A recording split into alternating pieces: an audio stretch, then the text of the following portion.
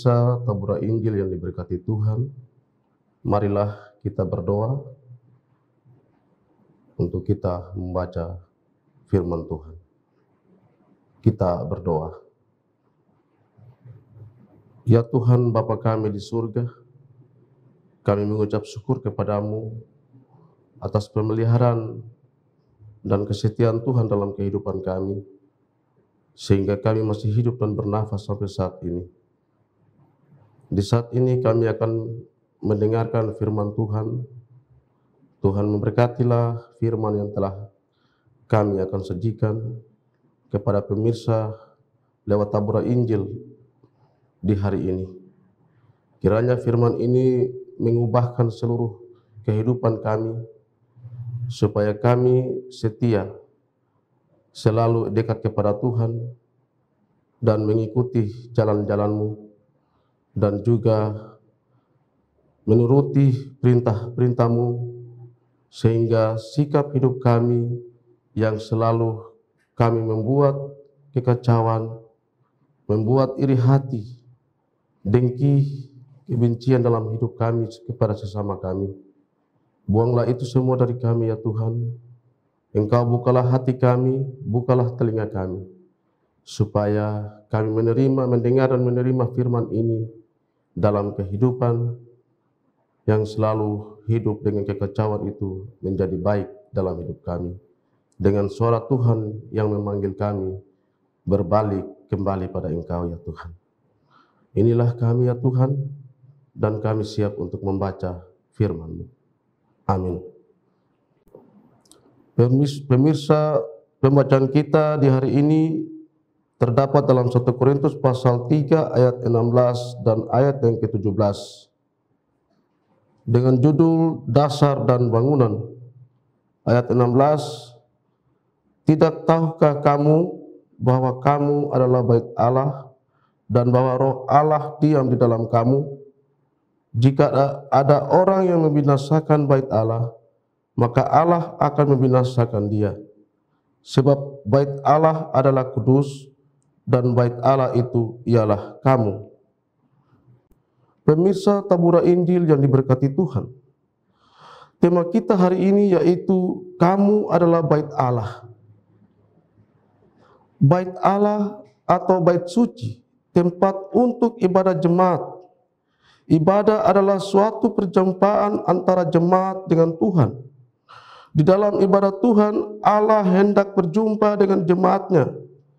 Ia berkenan hadir menurut perjanjiannya, dan dialah yang menjadi pusat dari suatu ibadah. Ayat 16, kamu berarti menunjukkan kepada kita umat manusia pada umumnya yang harus melaksanakan suatu pekerjaan pembangunan tubuh kita yang diciptakan Tuhan Allah dengan dasar firman Allah yang diajarkan Rasul Paulus tentang jangan ada perselisihan, perpecahan dalam jemaat, tetapi haruslah selalu mengucap syukur kepada Tuhan, rendahkan diri, mencari keadilan pada orang-orang yang tidak beriman. Itulah orang-orang yang sandarkan diri dan mengikuti jalan-jalan Tuhan sehingga menerima Roh Allah atau Roh surgawi. Karena kepada kita Allah telah menyatukannya oleh Roh, sebab Roh menyelidiki segala sesuatu, bahkan hal-hal yang tersembunyi dalam diri Allah. Ayat 17, dengan tidak merusakkan hidup perlu dekat kepada Tuhan. Haruslah kita menjaga kekudusan seperti Yesus Kristus yang memberi keselamatan dengan mengorbankan dirinya demi menebus dosa-dosa yang kita perbuat di dunia ini. Oleh sebab itu, haruslah kita menghindari perkara-perkara yang tidak benar. Benar adalah pertama lawan kata dusta, bohong. Allah adalah sungguh-sungguh benar, dan Yesus Kristus adalah kebenaran. Dan firman Allah adalah kebenaran. Orang-orang Kristen berasal dari kebenaran itu. Pemirsa Tabura Injil yang diberkati Tuhan, Rasul Paulus mengibaratkan jemaat di Korintus sebagai suatu bangunan atau tempat peribadatan.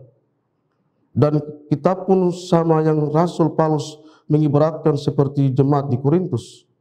Sebab Paulus telah menaruhkan harapan yang sungguh kepada mereka bahwa haruslah ada ketekunan, harus ada kesabaran, harus ada kejujuran, harus rendah hati, dan harus saling menghormati dalam hidup selagi masih ada di dunia ini.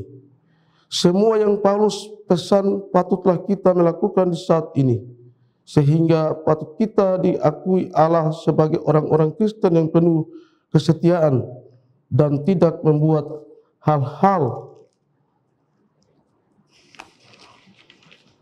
yang menodai hidup untuk memalukan nama Yesus Kristus. Amin. Terima kasih pemirsa yang mendengar taburan Injil. Tuhan memberkati. Pemirsa yang diberkati Tuhan, setelah kita mendengarkan berita Injil di hari ini, mari kita berdoa. Terima kasih Bapa di surga. Kami berdoa menyerahkan kehidupan kami ke dalam tangan-Mu, terutama kepada hamba-hamba-Mu, pendeta, guru jemaat. Pimpinan Tuhan dan Semas, Engkau memberkati kami dalam upaya dan pekerjaan yang kami melakukan dalam tiap-tiap jemaat. Sebagai ketua-ketua majelis jemaat, seluruh yang kami melakukan di Klasis GKI Yapil Selatan ini, di mana kami melakukan pekerjaan itu, Tuhan selalu setia menjaga dan menolong kami.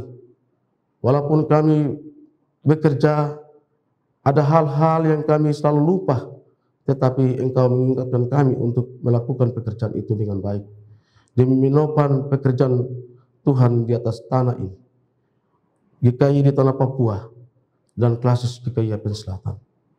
Tuhan memberkati, memberikan kekuatan, kesehatan kepada kami. Jauhkan segala hal mara berbahaya bagi kami. Tangan Tuhan selalu menopang dan menuntun kami, dimanapun kami berada, baik di kampung-kampung yang terpencil, di pegunungan, di pesisir pantai, di pulau. Kami bekerja, ada angin, ada hujan, ada panas, banjir, dimanapun kami menyeberangi lautan, menyeberangi sungai-sungai, Tuhan setia dapat berjalan bersama-sama dengan kami, menjaga dan melindungi kami, melakukan pekerjaan-pekerjaan ini, untuk menarik anak-anak kami, menarik umat-Mu kembali ke jalan yang benar, yaitu terang kasih Allah, melalui firman yang kami taburkan kepada mereka yang belum mengenal Engkau. Terima kasih Bapa di surga. Kami berdoa menyerahkan badan pekerja Klasis GKI Yapil Selatan, ketua, wakil ketua, sekretaris, wakil sekretaris, bendahara, dan juru bayar. Kiranya Engkau memberkati mereka dalam pekerjaan yang mereka lakukan, melalui program-program yang mereka programkan dalam tahun ini. Kiranya Tuhan memberkati mereka dalam pekerjaan yang mereka lakukan. Berilah kekuatan, kesehatan, jauhkan segala hal yang berbahaya bagi mereka. Sehingga semua yang kami melakukan, baik dari tingkat jemaat sampai Klasis dan sinode, berjalan seturut dengan kehendak-Mu Bapa.